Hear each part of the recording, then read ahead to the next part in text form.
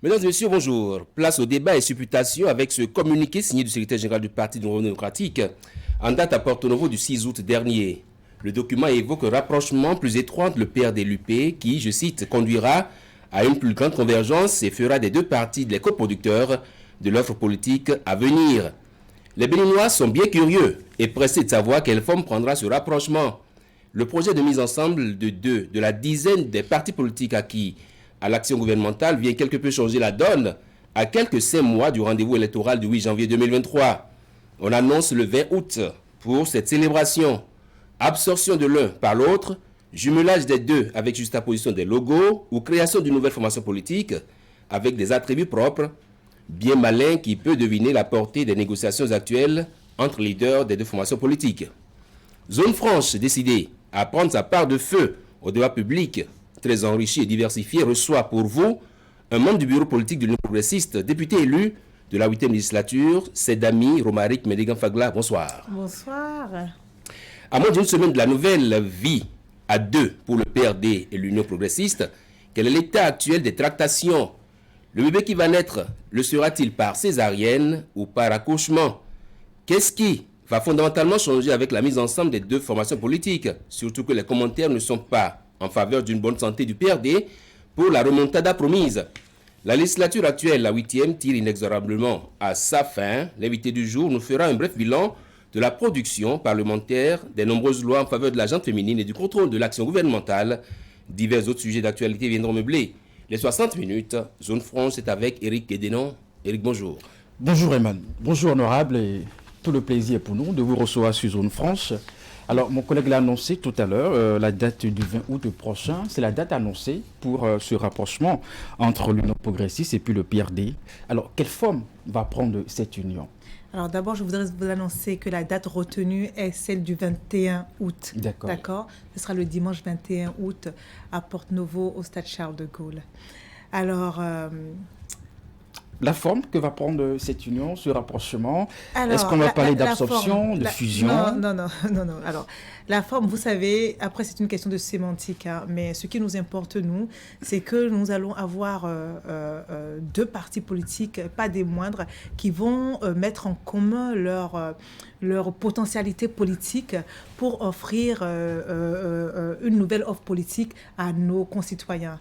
On va davantage parler de fusion parce que l'Union progressiste, qui était déjà un très très grand parti, et le PRD, qui est aussi un grand parti, vont tous les deux se mettre ensemble pour donner quelque chose, pour donner naissance à un parti, certes, mais un parti qui ne sera pas forcément non plus un bébé au sens propre du terme, puisque nous allons justement juste mettre ensemble nos acquis déjà, des ressources humaines, toute une histoire, toute une capacité de militantisme, des patrimoines. Donc, en fait, on va dire que c'est un bébé qui va naître grand, qui va naître déjà avec de grands dents, puisque ses parents sont de grands acteurs politiques. Le bébé va naître à moins de 5 mois, du 8 janvier 2023. Dites-nous, comment, à quel niveau se trouvent aujourd'hui les tractations? Alors, en termes de tractations, je ne suis pas certaine que c'est ce qui intéresse vraiment les téléspectateurs. Les tractations internes, les négociations, ce n'est pas ça le principal pour moi. Le principal, à mon sens, ce que attend l'opinion nationale, c'est surtout quelle forme aura ce parti qui va sortir de cette fusion-là, quelle sera l'organisation des instances, quelle sera le logo, parce que la question du logo agite énormément. Donc, c'est plus quelle sera la dénomination de ce nouveau parti. Ce sont les questions qui agitent l'opinion publique. Mais nous allons devoir patienter jusqu'au 21 août pour découvrir ces éléments-là, qui sont des éléments lorsque le bébé va naître. On attend justement qu'il sorte pour le présenter. J'évoque la date du 8 janvier pour montrer un peu l'imminence de cette date-là. Mais vous savez, et savoir le bébé qui va naître. Est-ce que ça ne va pas bouleverser un peu les données sur le terrain politique? D'abord, l'imminence. Monsieur Anyambossou, il est évident que nous sommes un parti politique et l'objectif, c'est de gagner des élections. Mais ce rapprochement n'est pas motivé par les élections qui ont lieu dans 5 mois. Ce rapprochement est motivé par quoi? par le fait que, de toute façon, l'Union progressiste, comme le PRD d'ailleurs, sont des acteurs majeurs de la réforme du système partisan. Et l'Union progressiste d'ailleurs est un bébé de la réforme du système partisan, est un produit de la réforme du système partisan, est l'image du succès que représente cette réforme-là, des bénéfices que nous pouvons engranger en suivant cette réforme du système partisan. Donc nous sommes acteurs, nous sommes aujourd'hui, nous avons la responsabilité de la promotion de cette réforme-là, d'accord? Donc ce n'est pas les prochaines élections qui motivent notre action. D'accord. Donc un parti politique est quelque chose de dynamique, est quelque chose qui doit bouger. Et vous avez vu, l'Union progressiste a entamé un renouvellement de son offre politique à travers le renouvellement de ses instances il y a quelques jours déjà. Absolument. Donc, nous sommes toujours dans le même état d'esprit. Alors, honorable, dites-nous, entre l'Union progressiste et le PRD, qui a fait le premier pas, qui a senti le besoin d'engager des discussions? C'est l'Union progressiste qui a fait le premier pas. Parce que, comme je vous l'ai dit, l'Union progressiste est un produit phare de la réforme du système partisan. Et en tant que produit phare, en tant qu'acteur majeur, nous avons le devoir de faire la promotion de cette réforme-là. Et que dit cette réforme?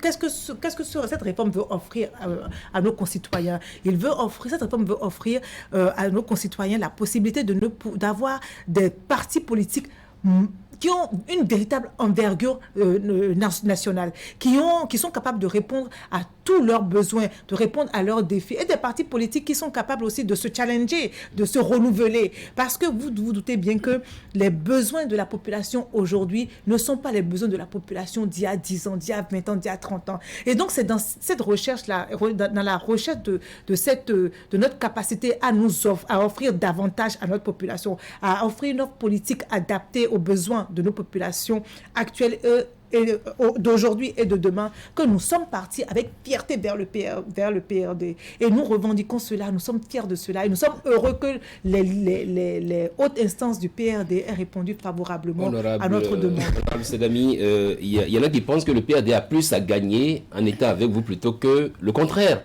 Et on se surprend aujourd'hui d'entendre que c'est l'UP qui a fait la démarche en direction du PRD, alors que le PRD n'était pas en position de force. Vous savez, nous sommes dans une culture où c'est l'homme qui va draguer la femme. C'est le mari qui va demander la main. Et nous sommes fiers d'aller demander la main du PRD.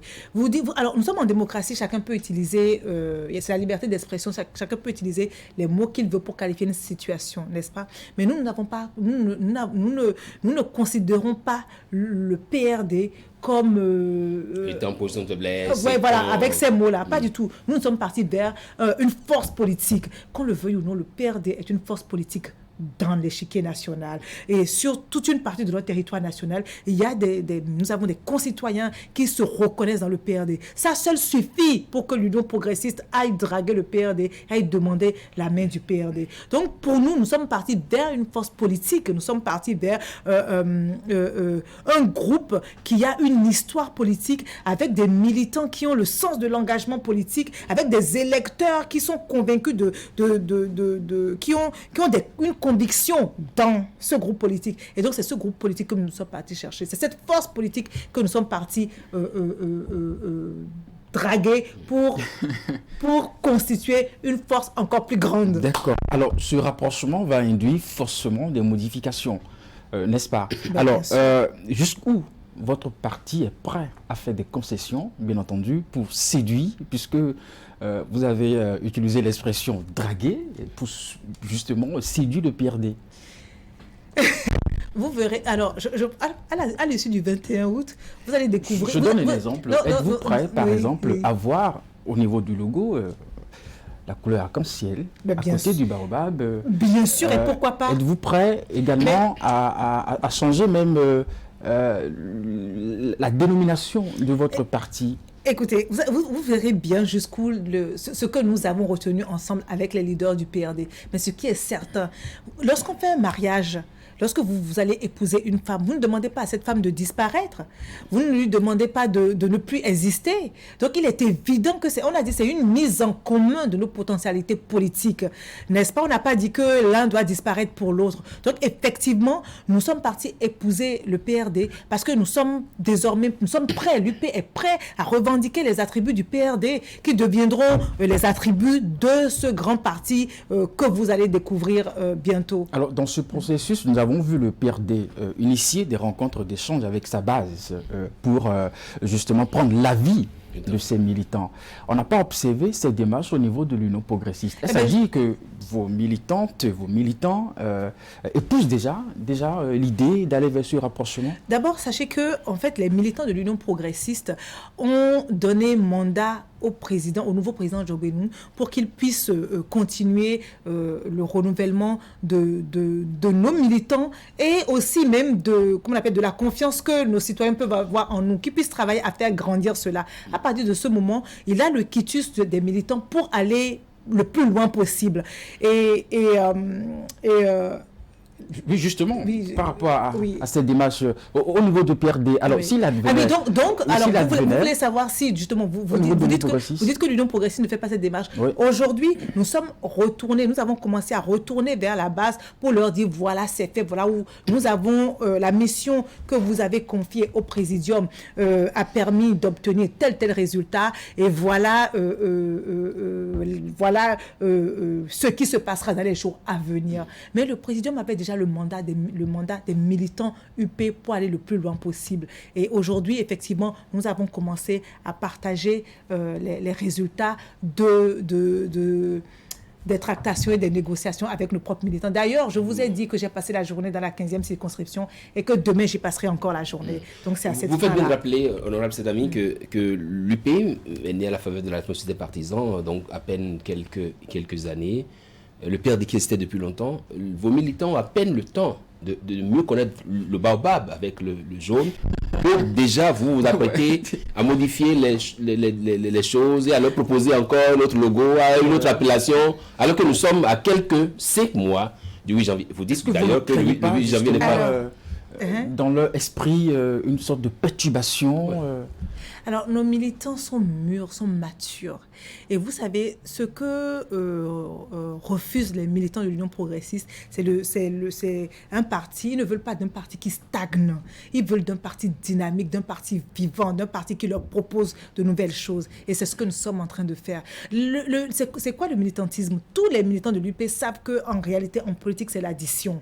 D'accord, c'est l'addition, c'est la multiplication. D'ailleurs, c'est un terme que nous utilisons, qu'on peut traiter même de galvaudé, mais qui revient à chaque rencontre avec nos militants. L'addition. Alors, cela suppose quoi? Peut-être encore d'ici 2 ans après, si l'UP manifeste encore un sentiment pour un autre parti, on fera encore l'addition avec des modifications de logo.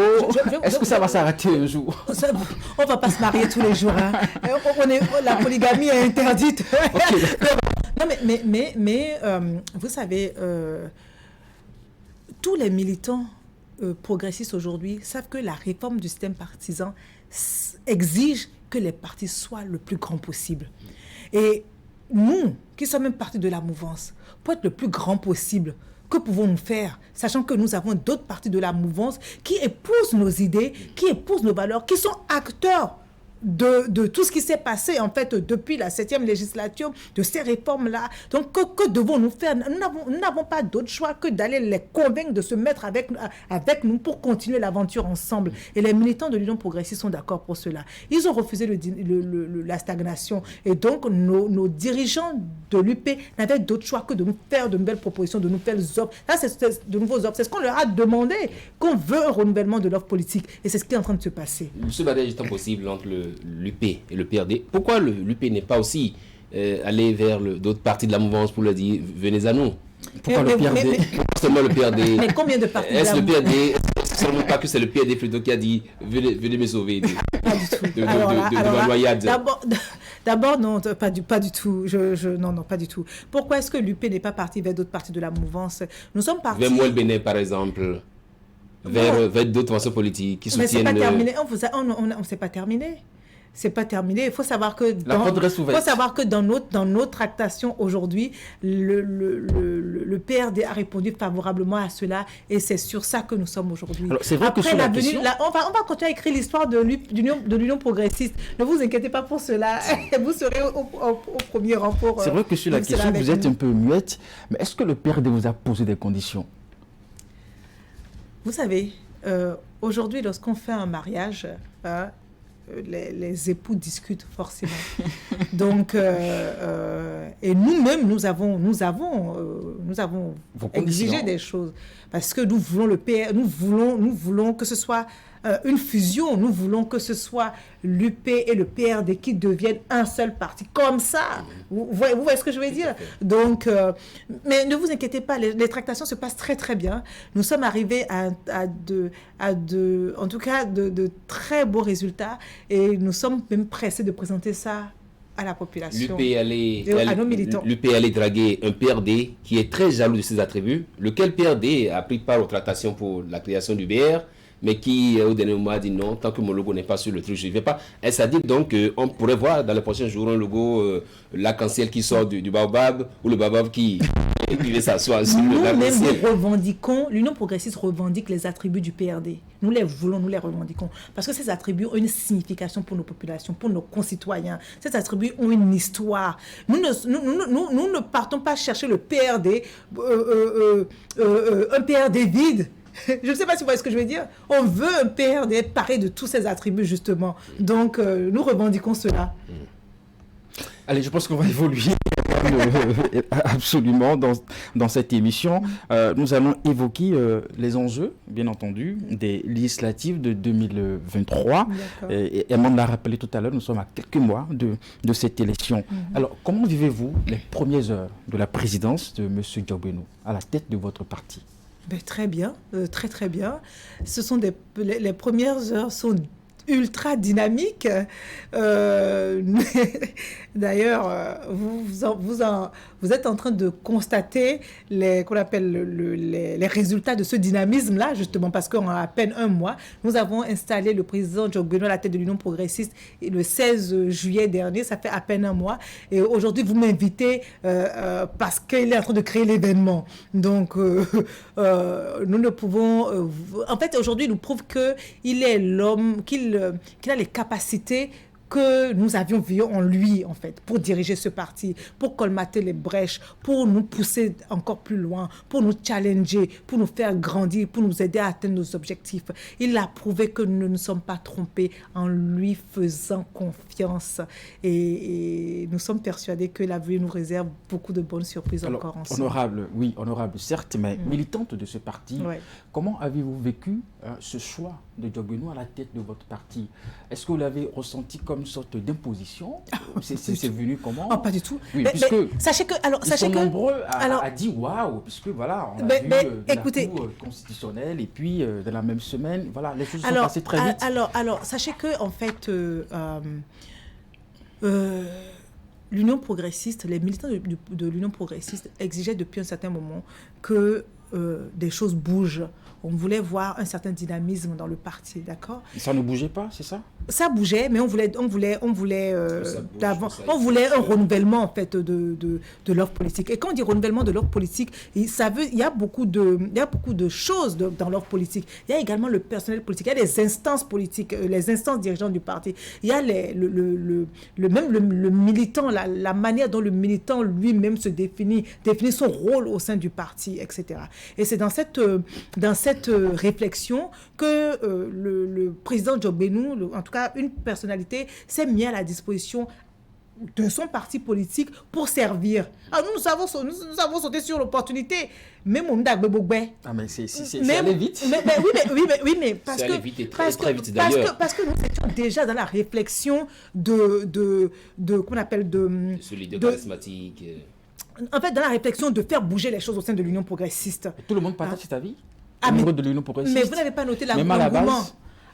Vous n'avez pas noté l'engouement? Il n'y a pas eu de pressement dedans. Faites des micro-trottoirs. Vous êtes fort dans ça. Faites des micro-trottoirs parmi les militants UP, vous verrez.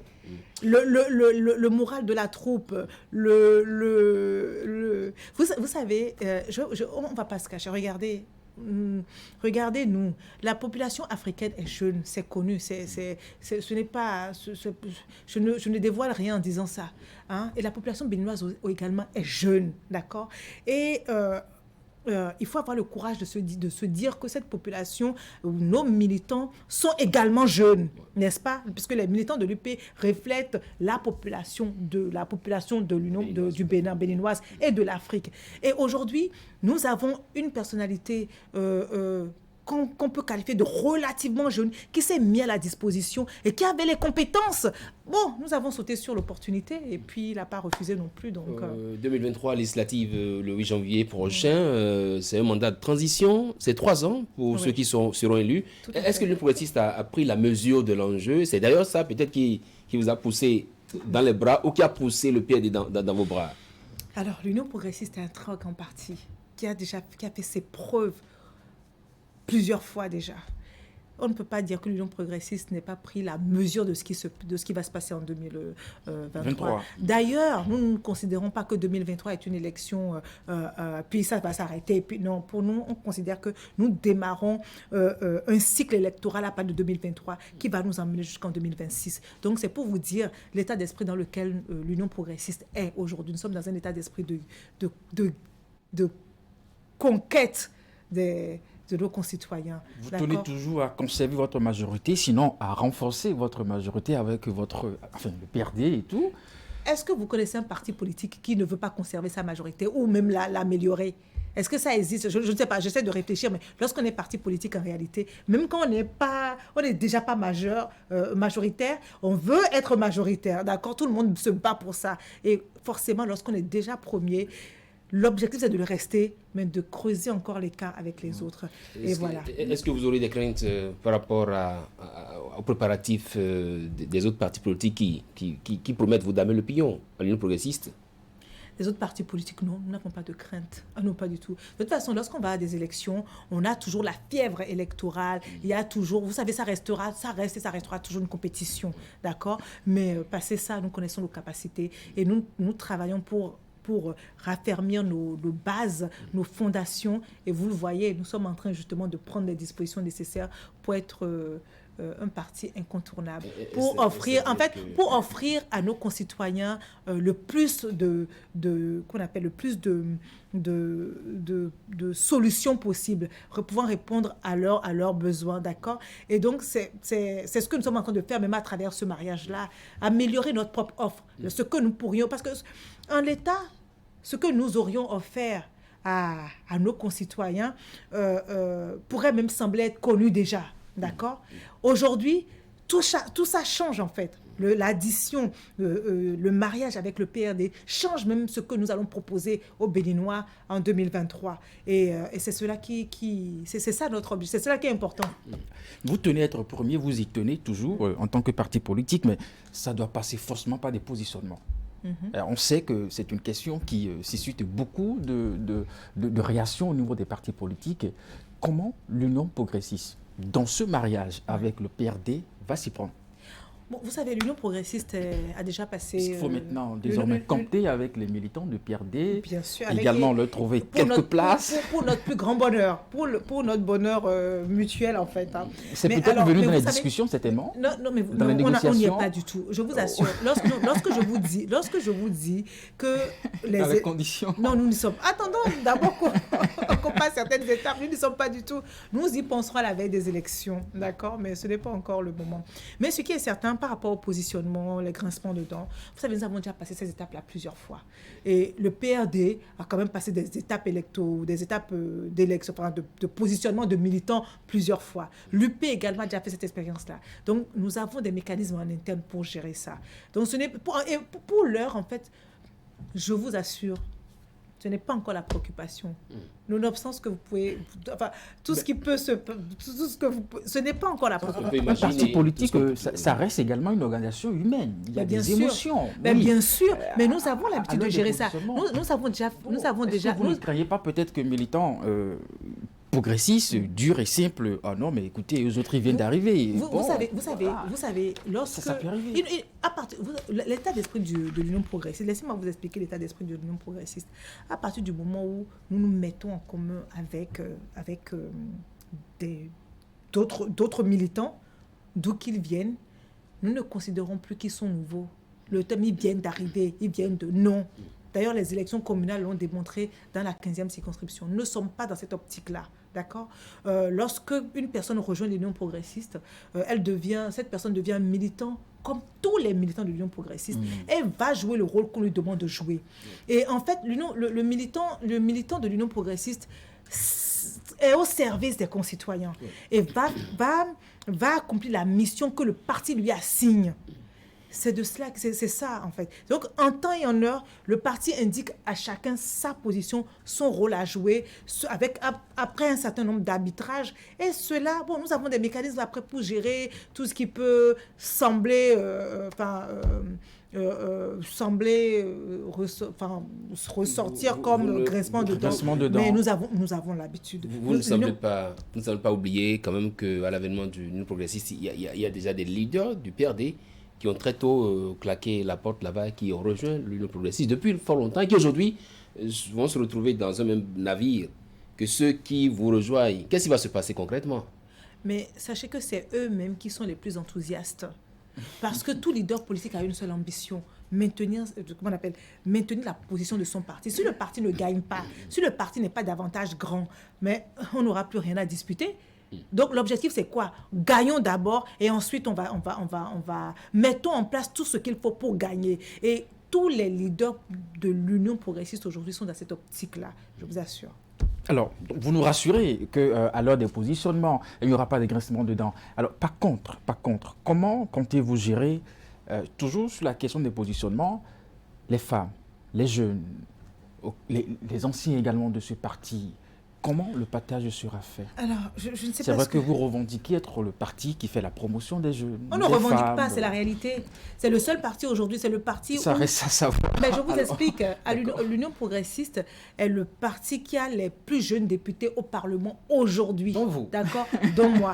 L'Union progressiste est le parti qui a les plus jeunes maires aujourd'hui au Bénin. Donc sincèrement, on ne revendique rien. On n'a pas besoin de dire que nous sommes le parti des jeunes pour prouver que... Ça se constate, c'est ça. Pour prouver que...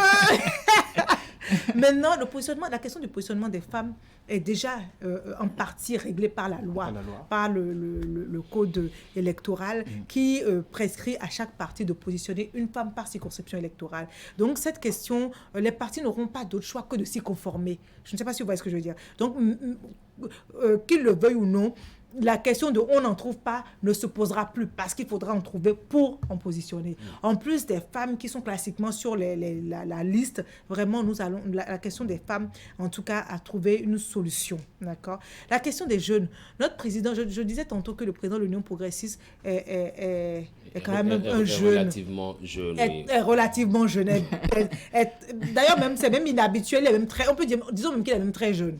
Et donc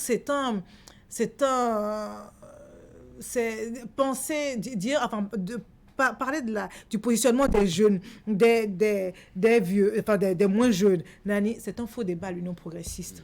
Sincèrement, ce débat-là n'existe pas. Nous positionnons des militants selon leurs compétences, selon leurs capacités à pouvoir qu'on appelle atteindre les objectifs qu'on leur a assignés. C'est tout ce qui compte, quel que soit l'âge. Vous dites tantôt que le but ultime n'est pas le rendez-vous du 8 janvier, mais... Le but ultime de ce mariage. De ce mariage n'est pas, bien sûr. N'est pas le 8 janvier. Vous savez quoi ? Si c'était ça le but ultime, qu'est-ce qu'on ferait ? Une chose qui est interdite d'ailleurs. Donc, on se met ensemble, on va et après chacun se sépare. Mais non, mais c'est même interdit de toute façon. On ne peut plus aller aux élections par alliance. Donc, après du moment où il y a cette fusion-là. Mais cela intervient dans un contexte électoral parce que vous célébrez votre mariage et puis après on tombe dans une élection. Mais tant mieux. Mais on célèbre notre mariage. Et l'histoire retiendra également que c'est à la veille que cela s'est effectué. Oui, mais ce n'est pas ça. Et ce sera également un test pour vous de voir ce jumelage, quel résultat que ça va donner en même temps. Effectivement, c'est à la veille d'élection que cela intervient. Mais ce n'est pas uniquement les élections qui motivent cela. Je vous ai dit, nous sommes les artisans de la réforme du système partisan et nous sommes les promoteurs. L'Union progressiste a le devoir de faire la promotion de cette réforme-là. Le président Djobrenou est arrivé, il nous a fait une proposition dès le début. Il est parti à la conquête du PRD. Il a réussi, tant mieux. Il serait arrivé il y a 3 mois, il aurait fait la même chose. Il serait arrivé il y a 1 an, il aurait certainement fait la même chose et obtenu les mêmes résultats. Il est arrivé là, en ce moment, à quelques mois des élections, certes, et effectivement, nous espérons engranger dès les prochaines élections les résultats positifs de cela. D'ailleurs, vous parlez de coproduction. Et ainsi de suite. Vous parlez de coproduction. On parle de coproduction. Absolument. Avant de venir à cette expression, la coproduction, dites-nous, vous étiez hier samedi dans la 15e, aujourd'hui dimanche, vous allez, après l'émission, vous allez dans la 16e, vous avez dit. Quels sont les militants ont trouvé à dire par rapport à cette union? Qu'est-ce qu'ils pensent? Contre mariage contre nature, mariage incestueux. Pas du tout. Vous savez, mais ce que vous oubliez, c'est que dans le littoral, l'homme, quand vous rentrez dans une maison, je sais pas, le père est PRD et la femme est UP, ou je sais pas moi, le grand-père est PRD, le mari est UP, et donc en fait, cela arrange très bien les militants du littoral, tout simplement parce que nous sommes des frères et les Béninois n'aiment pas la division. En fait, nos concitoyens n'aiment pas la division. Nos concitoyens aiment que nous soyons ensemble. Regardez l'image que les anciens présidents d'institutions, les anciens chefs d'État ont donné, avec le président Talon, ont donné au 1er août. Vous voyez ce que ça a suscité dans l'opinion publique. Si eux, ils arrivent à faire ça, nous sommes obligés nous-mêmes. Ça veut dire que, en fait, si vous voyez l'image, l'écho que ça fait dans l'opinion publique, vous comprenez que nos concitoyens préfèrent que nous soyons ensemble. Et ça répond à votre question. Nos concitoyens, ce sont également nos militants. Qu'est-ce qu'ils nous ont dit concrètement? Est-ce qu'il y en a qui ont posé des questions sur la disparition du baobab, bien sûr, il y a quelques inquiétudes et nous les avons rassurés quand même, comme il fallait. Nous les avons rassurés comme il fallait. Nous les avons rassurés comme il fallait. Alors, c'est-à-dire nous les avons rassurés avec les mots qu'il fallait. Nous avons trouvé les mots pour leur expliquer que c'est une addition, mais non une soustraction. Cela ne va rien enlever à l'Union progressiste et rien enlever non plus au PRD. Est-ce qu'il y a plus d'inquiétude que de certitude sur le terrain? Ah non, il y a beaucoup de certitudes. Ce qui conforte les militants, c'est ceci, c'est de se dire que de toute façon, cela va nous permettre d'ancrer davantage la force politique qui va résulter, de l'ancrer davantage dans le paysage politique de notre pays. Et vous savez, que veut un militant?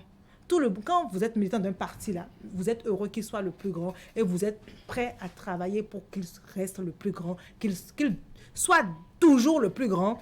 Et voilà. Donc tous les militants sont en tout cas favorables pour cela. Alors une petite parenthèse, nous sommes en politique et ce n'est pas la première fois que nous observons des fusions de partis politiques, des associations, des mariages. Il y en a par le passé qui ont révélé des trahisons, des coups bas et puis tout ça. C'est vrai, l'UP a fait la démarche d'échanger avec le PRD pour cette fusion, mais l'UP en tant que parti ne reste pas quand même naïf. Vous êtes toujours vigilant sur vos gardes, vous vous dites ok, ouais, mariage, mais après on essaye d'être vigilant et d'observer les choses, comment ça va évoluer. Non, nous sommes confiants. Ou vous êtes confiant, c'est juré, fidélité. L'Union progressiste est confiante. D'abord, le paysage politique, la culture politique de notre pays a évolué, a changé. La manière dont les textes de loi régissent les partis aujourd'hui ne permet plus certains travers, d'accord? Et ensuite, la mentalité a quand même déjà glissé. Aujourd'hui, si l'Union progressiste est le premier parti en République du Bénin, c'est qu'il engrange le plus grand nombre de militants et d'électeurs. Donc ça veut dire qu'il engrange le plus grand nombre de personnes qui sont favorables à la réforme du système partisan, qui sont favorables à tout ce qui se passe, à la marche que nous sommes en train de suivre. Absolument. Ça veut dire que la mentalité de ces personnes qui, à l'origine, en 2018, sont venus d'horizons différents, a déjà changé. Et c'est ça, en fait. Ça vous prouve que la culture politique de notre pays est en train de glisser. La mentalité est en train de glisser. Changer. Il n'y a pas de baromètre pour voir la sincérité dans les négociations. Est-ce que vous mettez les garde-fous? Je reviens à la question de Eric Guédénon. vous mettez les gaffes pour que, après 2023, lorsque le PRD aurait fait sa remontada à travers vous, qu'il n'y ait pas une seule trahison, que le PRD ne se dise pas, bon, nous nous désolidarisons un peu comme on en a vu par le passé. En fait, par le passé, il n'y avait que des alliances, n'est-ce pas? C'était principalement des alliances à la veille des élections pour atteindre des objectifs, conquérir des sièges. Et ensuite, chacun allait dans son coin et faisait et continuait son aventure. Aujourd'hui, on ne parle plus d'alliances. Les alliances sont interdites. Qui dit mariage dit forcément divorce. Non. C'est pas ce qu'on vous souhaite. Non. C'est pas ce qu'on vous souhaite. Alors, si cela devrait arriver... Mais Monsieur Deguenon, rien n'interdit, même aujourd'hui tout de suite, qu'un militant de l'UP ne soit pas content et décide de sortir de l'Union progressiste pour aller créer un autre parti politique. Ouais, ce sera exactement la même chose. Après la fusion du 21 août prochain, rien n'interdira à un militant du nouveau parti, du prochain parti, de sortir, d'aller créer son parti politique. Mais ce qui est certain, le retour en arrière à l'UP antérieur et nouvelle version. Au PRD, oui, et au PRD, avant la nouvelle version, ne sera plus possible. Ça, là, c'est certain. Alors, au sujet du président Diogbenou, nous l'avons vu à quelques petites activités que vous aviez organisées. À quand, oui, je dis ça comme ça, à quand une grande action publique avec le président Diogbenou? Alors, d'abord, la politique, c'est l'action publique tous les jours. Le président Diogbenou, depuis qu'il est là, il est dans l'action publique du matin à 7h, parfois à minuit ou jusqu'au matin encore à 7h. L'action publique, vous le dites si bien, c'est-à-dire il a vraiment pris son rôle au sérieux alors. Waouh. Alors là, d'abord, s'il n'avait pas pris son rôle au sérieux, je ne serais même pas sur ce plateau-là. Déjà, première chose, d'accord? Et vous vous doutez bien qu'il a fallu des heures de discussion pour en arriver là. Première chose. Ensuite, aujourd'hui, là, tout de suite, que je vous parle là, il est dans les collines. Hein, il est dans les collines là. Oui. Le président Diogbenou, depuis qu'il est arrivé, il n'a pas eu un seul jour de pause. Il nous impose des réunions à partir de 7 heures. Dans les collines pour la 15 août pour fêter l'IAM Non, pour les activités du parti. Et puis, entre autres, en tant que concitoyen, la moitié des Béninois sont aujourd'hui à Savalou pour aller fêter le plaisir de la même manière que nous allons tous aller célébrer Novicha. C'est exactement la même chose. Mais le président Diogbenou est dans son action, est dans sa tournée, ses actions politiques, ses rencontres au quotidien avec les différentes bases de l'Union progressiste. Ça bouge déjà. Non, ça a dépassé, ça bouge déjà. Oui. Je vous dis de façon terre à terre, ça bouge déjà, on a dépassé ça. Oui, à l'occasion du 1er août dernier, l'UP a célébré de façon spéciale cette fête de l'indépendance-là à Calabi. Vous y étiez? Bien sûr, j'y étais. Qu'est-ce qui s'est passé? Pourquoi avoir pris une telle initiative? Alors que les gens, chacun, leur poste téléviseur à la maison, ils pouvaient suivre ce défilé. Non, on avait besoin d'abord que ce 1er août que nous avons vécu reste un moment inédit, reste un moment historique au Bénin. Et le président de l'Union progressiste a souhaité célébrer ça avec des militants, a souhaité vivre ça avec des militants et débattre de ce que cela représente en termes cela représente pour nous en tant que peuple la manière dont nous avons célébré ce 1er août-là et puis communier avec les militants qui étaient présents. Donc, c'était important pour nous, en fait, de faire cela. Le 1er août qu'on a vécu, ce n'est pas le 1er août d'il y a 3 ans. D'il y a 3 ans, d'il y a 4 ans. Non, c'est avec quoi de particulier, honorable Sedami? Waouh, monsieur Adambossou. Tout était particulier. Il y a eu défilé militaire et civil. Monsieur Adambossou. Monsieur Adambossou. Quelques tableaux. Là. Et puis voilà. Je ne vous crois pas. Tout était particulier. Tout était spécial. Le chef de l'État nous a convoqués. Nous a convoqués.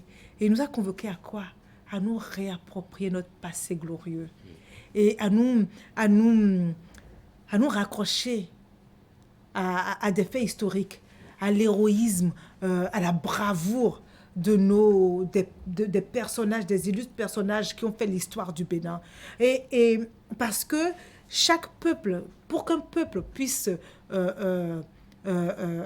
pour qu'un peuple puisse exprimer le patriotisme, pour que le patriotisme domine un certain nombre permette à un peuple de traverser un certain nombre de défis, ce peuple a besoin d'avoir son ancrage dans le passé. D'ailleurs, on dit quand on sait d'où on vient, on va loin. N'est-ce pas? C'est notre culture. Notre culture dit qu'il faut savoir d'où on est, qu'il faut savoir regarder en arrière. Et c'est exactement à cela que le président Patrice Talon a convié le peuple béninois. Nous étions comme comme endormis. Vous connaissez le conte de la Belle au bois dormant. Nous étions une belle... dormant en tout cas. Et il a fallu que... En fait, il nous a fallu une petite hibernation profonde. Dans une forme d'hibernation en tout cas.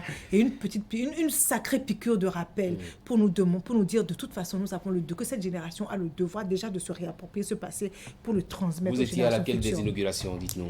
J'étais à l'inauguration du monument. Et j'ai suivi... De quel monument? De l'Amazone. L'Amazone, naturellement, puisque vous êtes... Évidemment. C'est à l'honneur des femmes, la femme béninoise surtout. En tout cas, ça, ouais, c'est la... Oui. Vous avez choisi avez vécu d'être ça à comment, cette- justement? mais voilà. Alors, parce que... Pour plusieurs raisons. D'abord, l'Amazone représente pour l'histoire du Bénin le symbole de l'amour, qu'on appelle de la capacité en tout cas de la population, des femmes de ce pays à exprimer leur amour, à manifester leur amour pour ce pays. Parce que la bravoure, elles ont manifesté de la bravoure, mais pour manifester cette bravoure, ce que les Amazones nous ont montré, c'est qu'il faut aimer son pays, il faut aimer sa patrie au point d'être capable de lui donner sa vie, de sacrifier sa vie pour cette patrie-là, pour la défense de cette patrie-là.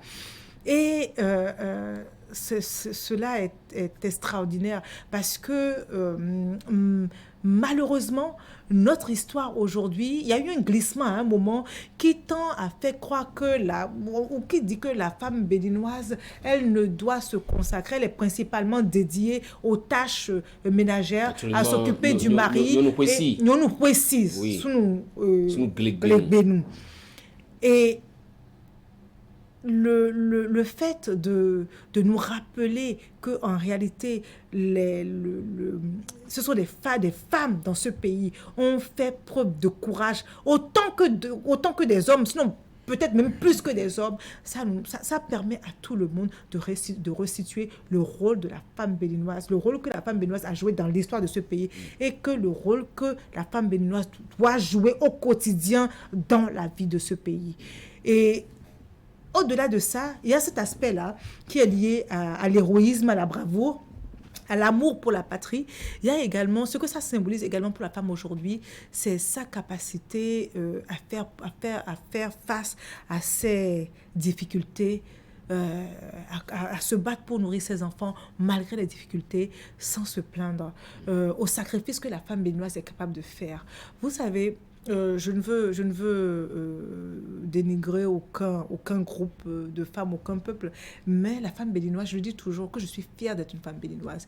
Parce qu'on en rencontre des femmes de d'autres cultures pour laquelle la perception de la manière dont la femme peut jouer son rôle n'est pas exactement la même chose que celle de la femme béninoise. La femme béninoise est une femme responsable, une femme sérieuse, une femme dédiée à ses enfants, à son ménage, à ses parents même d'ailleurs, hein, parce que la femme béninoise va s'occuper de ses parents, de son père, de sa mère à partir d'un certain âge. Et ça, vraiment, les Amazones symbolisent également cela, symbolisent la femme béninoise d'aujourd'hui. Honorable Sedami, une femme béninoise sérieuse, responsable, qui s'occupe de sa femme, de son mari, de son foyer, mais une femme béninoise qui est aussi surprotégée par vos lois au Parlement. Ben justement, vous ne pensez pas que cette femme mérite d'être protégée. Surprotégée. Qu'est-ce que vous appelez surprotégée? Tellement de lois, tant et tant de lois. Nous sommes dans une société, notre constitution prône l'égalité devant la loi, autant pour les hommes que pour les femmes. C'est vous, constituants, qui avez inscrit ça dans votre constitution, dans votre loi fondamentale. Et vous ne voulez pas que justement cette égalité devant la loi s'applique. Qu'est-ce que la 8e législature a fait? La 8e législature a juste essayé de créer une société un peu plus égalitaire dans l'esprit de ce que les constituants ont inscrit dans cette thèse de loi-là. Donc, pour créer une société égalitaire, qu'est-ce qu'il faut faire? Il faut voir les lois qui pénalisent la femme béninoise, là où la femme béninoise est pénalisée, et créer un environnement juridique qui lui permet au moins d'être un peu plus, en tout cas protégée au même niveau que l'homme, au moins dans sa société, d'avoir les mêmes droits. Alors, à l'occasion de cette célébration, bien entendu, il y a eu l'inauguration de ces monuments que vous avez fortement appréciés, mais il y a également une image qui n'est pas passée inaperçue. Toujours à la place de l'Amazon, on a vu l'ancien président Nicéphore Soglo également, bien que fatigué, qui a effectué le déplacement. Également pour le 1er août, on les a vus, les 2 anciens présidents qui étaient là. Pour vous, qu'est-ce que ça vous fait? Mais c'est là tout le symbole dont je vous parlais tantôt. Vous savez, chez nous, nous aimons voir les leaders ensemble. Nous n'aimons pas les voir divisés. Parce que les voir ensemble, d'abord, c'est un signe de paix. C'est un signe de paix, c'est un signe de cohésion nationale. Et nous avons besoin de cette cohésion nationale pour affronter les défis qui sont les nôtres. Et c'est pour ça que je vous disais tantôt que nous avons le devoir de reproduire ce que nous avons vu en haut jusque dans nos chaumières. Et c'est cela que le peuple béninois attend de nous. Le peuple béninois n'aime pas la tension. Le peuple béninois n'aime pas la guerre entre leaders politiques. Vous pouvez être de la mouvance et de l'opposition. Le peuple béninois exige qu'il y ait des moments de communion entre vous. Et c'est cette image-là qui nous sont donnés. C'est extraordinaire. Nous avons tous apprécié ça. Et tout ce que nous sommes en train de faire aujourd'hui reflète le fait que nous avons apprécié cette image-là. Il y a eu cette image-là des anciens présidents et de l'actuel président, Patrice Talon. Quelle autre image vous a marqué durant cette célébration? Au-delà ou pendant? Non, pendant la célébration. Moi, tout m'a marqué. En fait, il est très difficile pour moi de vous dire qu'est-ce qui m'a marqué parce que tout m'a marqué. On vous a vu rarement applaudir. Il y avait les moments où on a applaudi. Je pense que j'étais même debout pour applaudir. Ah, d'accord. Donc, voilà. Et je vais même vous faire une confidence tout de suite là. J'ai même coulé des larmes. Moi, j'ai coulé des larmes. Mais ça, oui, mais à quel instant, au moment où les femmes défilaient pour... Au moment où les filles, les danseuses, faisaient les panégyriques pour les panégyriques des Amazones, principalement c'était les panégyriques du roi Akaba. Et moi, mon nom de famille, c'est Akaba Boussassa Médégan Fagla. Je m'en arrête là. On a compris le reste. Oui, voilà. Alors, pensez-vous que tout ceci représente un symbole pour un Béninois, pour une Béninoise? Est-ce que, bien sûr, ça représente un symbole pour tout le peuple béninois, quel que soit le genre, quelle que soit la catégorie socio-professionnelle, quelle que soit la région, la commune d'où nous venons, ça représente un symbole. Vous savez, les peuples, il y a beaucoup de peuples d'ailleurs qui, en fait, n'ont pas eu autant de défis que nous à relever, mais qui, parce qu'ils ont eu quelques personnages de l'histoire, en fait, tirent une telle gloire de ces personnages-là que ça leur permet d'être comme ça et de revendiquer, d'exiger, d'exprimer une certaine fierté, une certaine dignité, de revendiquer leur place à la table des nations. Et c'est ce que, en fait, le fait de nous demander, le fait de réveiller ces symboles-là en nous, de nous demander de nous y accrocher, de nous rappeler de notre histoire, va participer à ancrer en nous le patriotisme, l'amour pour le Bénin. Je vous assure, c'est cela. Alors, je suis déjà dedans, je suis le produit de ça. Vous voyez comment je parle, non? Je suis tellement... vous savez, moi, j'estime que Dieu n'envoie pas quelqu'un sur un coin de la terre par hasard. D'accord? J'estime que le peuple béninois est l'un des peuples les plus beaux.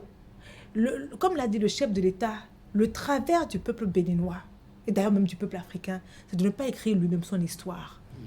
Parce que si vous prenez l'histoire des monarchies, le peuple béninois fait partie des rares peuples ayant connu des dynasties monarchiques depuis des siècles, sans interruption jusqu'à nos jours. On en a encore en France. Enfin, on en a plus en France. On en a encore en Angleterre. On en a encore à 2 ou 3 endroits sur la planète. Mais le peuple béninois fait partie de cette exception-là.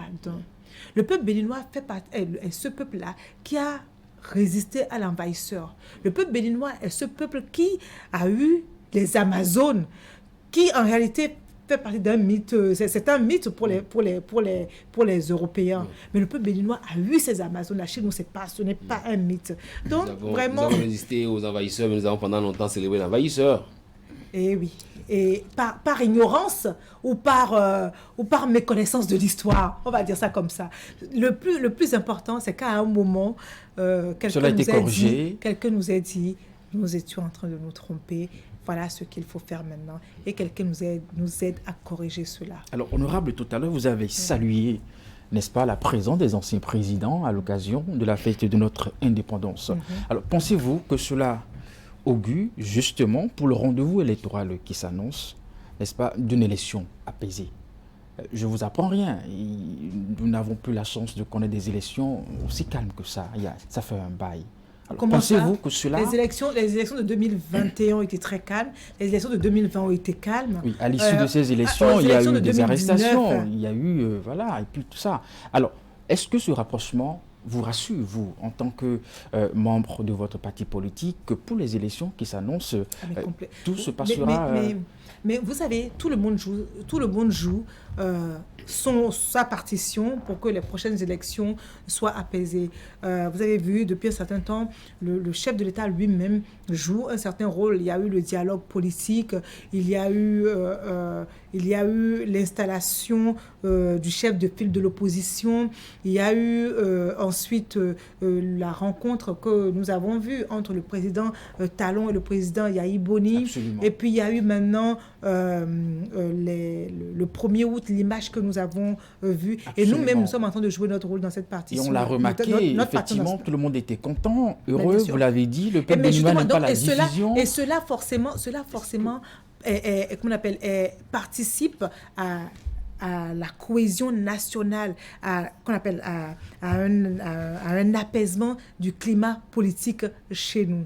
Le climat politique n'était plus tendu quand même depuis un certain temps. Mais cela augure que en 2023, les choses se passeront de nouveau calmement, comme ça s'est passé précédemment déjà. L'opposition ne demande pas mieux, l'opposition demande juste qu'on revoie certaines dispositions du code électoral pour que les élections constituent encore des moments festifs chez nous au Bénin.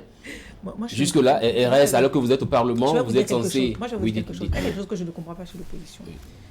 Tantôt, ils ne voulaient pas se conformer aux tests pour être un parti politique. Ils se sont rendus compte que ce n'était pas si compliqué que ça. Il fallait juste faire les démarches qu'il fallait pour se conformer et être un parti politique. Maintenant, ils veulent qu'on retourne pour revoir les tests. Tests auxquels eux-mêmes ils ont participé pendant la 7e législature. Moi, je n'étais même pas encore là. Vous savez, ces tests-là, en réalité, sont des tests que tous les acteurs politiques de ce pays ont souhaité, ont validé, y compris eux-mêmes. Ils n'ont qu'à s'organiser, l'opposition n'a qu'à s'organiser pour aller aux élections comme il faut. Vous pensez qu'elles ne s'organisent pas? Oui, en fait, non, mais c'est tout, en fait. Et pour moi, je leur souhaite juste d'atteindre leurs objectifs, mais de ne pas attendre qu'on révise les tests. Ça, ouais, bon, c'est pas... Mais l'opposition estime qu'il y a toujours une volonté, bien entendu, de faire les choses de sorte que... qu'elle ne participe pas aux élections. Oh, ça a toujours été le discours. Ça a toujours été le discours. Alors c'est dommage. En tout cas, moi, si j'étais un parti de l'opposition, je ne m'enliserais pas dans ce type de débat. Parce que en fait, moi, j'ai parfois l'impression que c'est ce type de débat qu'on mène un peu en amont pour ne pas y aller et peut-être croire que c'est à cause de ça qu'on n'a pas été. Sincèrement, il vaut mieux aujourd'hui... Vous savez que plusieurs personnes appellent aux élections inclusives, justement. Mais les élections étaient déjà inclusives en 2020, elles étaient inclusives en 2021 et elles le seront en 2023. Tous les partis politiques qui présenteront des listes conformes aux tests iront compétir. Souhaitons à tout le monde de gagner, d'atteindre ces objectifs. L'Union progressiste est en train de prendre ses dispositions pour rester le grand parti politique du Bénin. Que les autres partis politiques prennent leurs dispositions pour nous challenger. Qu'ils soient de l'opposition ou de la mouvance. Un mot rapidement sur la visite du président français au Bénin, rapidement.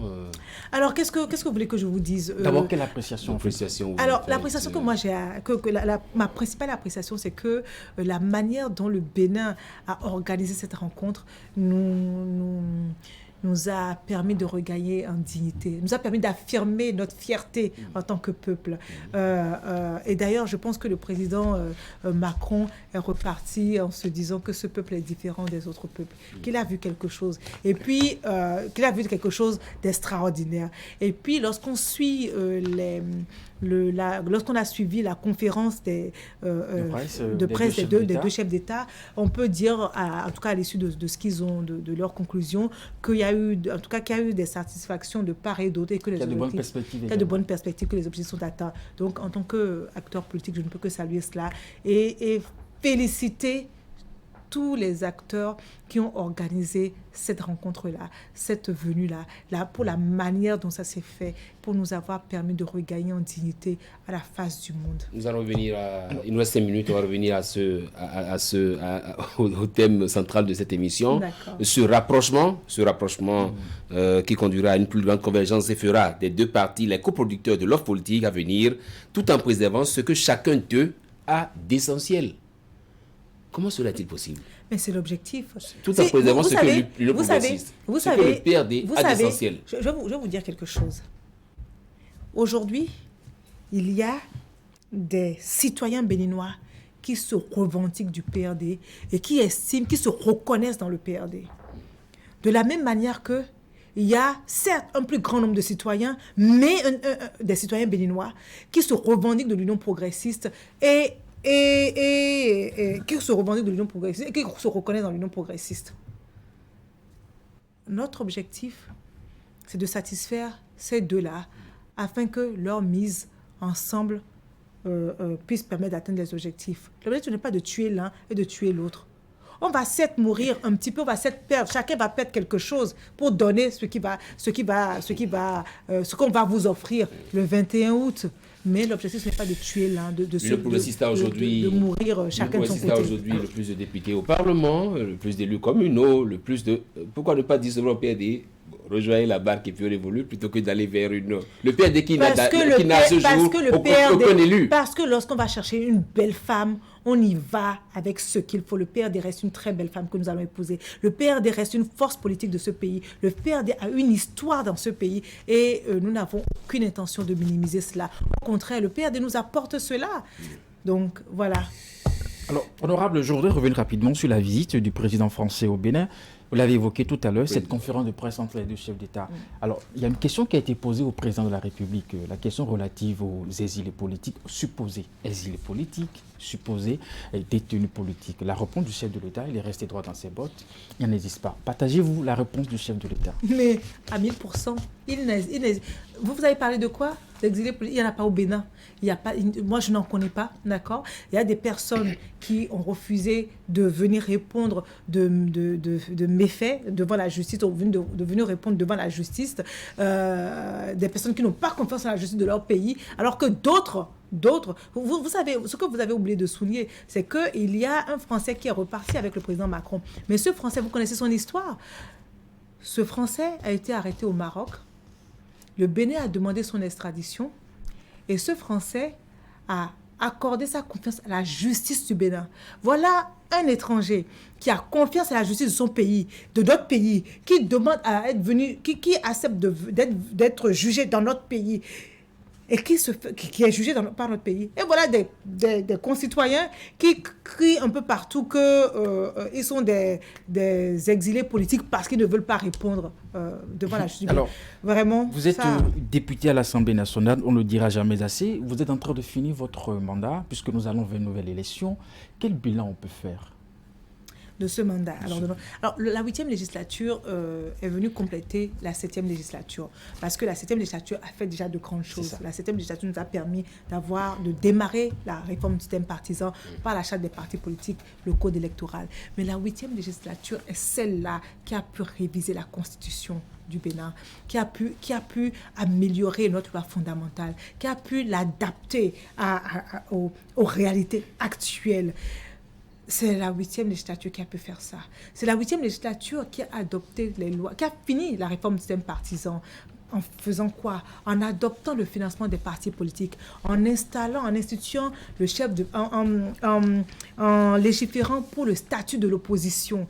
C'est la 8e législature qui a amélioré le corpus juridique des femmes en République du Bénin. C'est la 8e législature qui a amélioré, qui a voté le nouveau code pour la gestion des communes. La 8e législature a... En tout cas, en termes de loi, vous n'avez pas chômé. Une sacrée production. Vous n'avez pas chômé. À une sacrée production, voilà. Votre mot de la fin, honorable Sedami Mélégan Fagla. Alors, mon mot de la fin, l'Union progressiste et le PRD vont définitivement se mettre ensemble pour offrir à nos concitoyens, pour le meilleur, pour le pire, un parti encore plus grand, un parti pouvant répondre davantage à leurs besoins, un parti qui va renouveler, donc de ce fait, qui va continuer à renouveler son offre politique, un parti qui s'attelle en fait à relever les défis de nos populations. Et nous y allons avec courage. Je voudrais exhorter nos concitoyens à continuer à faire confiance à l'Union progressiste aujourd'hui et au parti qui va résulter de cette fusion dans quelques jours. Dans quelques jours, voilà. Exactement. Merci. C'était Sedami Mélégan Fagla, honorable député à l'Assemblée nationale, élu de la 8e législature et membre du bureau politique de l'Union progressiste. Merci d'être passé sur Zone Franche. Merci. Avec on va vous retrouver certainement une autre fois. Bien sûr, mais après échange avec le président du parti. Mais vous me retrouverez certainement. Vous voyez, tout à l'heure, Éric Deguenon disait, Monsieur Deguenon disait, qu'est-ce que ça change? Et ça change tout. Ça change la géopolitique nationale, ça change la configuration politique de notre pays, et ça change même moi-même, parce que ça vous change déjà vous, parce que la prochaine fois que vous allez m'inviter, vous ne m'inviterez peut-être plus comme député de Union progressiste. Union progressiste. Vous m'inviterez certainement comme actrice politique, mais d'autres choses. Voilà. Rapidement, qu'est-ce qu'on pourrait dire? Union progressiste au nouveau... Pour le renouveau démocratique, UPRD par exemple, oui. Vous saurez bientôt. Non, mais c'est une proposition. Merci, à dimanche prochain. Merci beaucoup.